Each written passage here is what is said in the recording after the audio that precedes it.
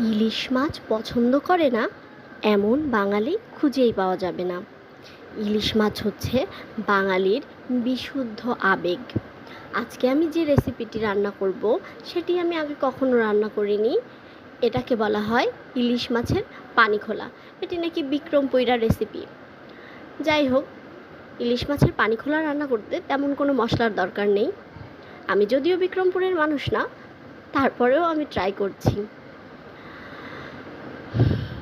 ইলিশ মাছের পানি খোলাতে লাগবে পেঁয়াজ, কাঁচামরিচ, আমি একটু জিরা দিব।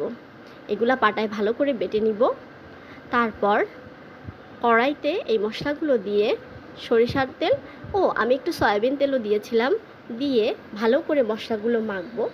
তারপর অতি পরিমাণ মতো নুন হলুদ যোগ করে মাছগুলো দিয়ে আবার ভালো করে মাখবো।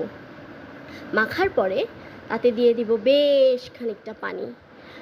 বুঝতেই পারছেন, নাম যেহেতু পানি খোলা, পানি তো দিতেই হবে। তারপর চুলার জালটা জ্বালিয়ে দিব। চুলার জালটা জ্বালিয়ে দিয়ে তাতে 2-3টা কাঁচামরিচ ছেড়ে দেব, মানে ঝোলের উপরে।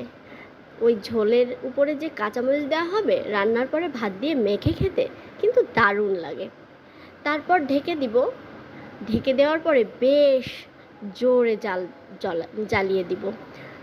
জোরে জাল জ্বলে গেলে টকবক করে ঝোলটা ফুটতে থাকবে। এভাবে ফুটতে ফুটতে কালারটা চেঞ্জ হয়ে যাবে, দেখেই বোঝা যাবে হ্যাঁ এখন পানি খোলা রেডি।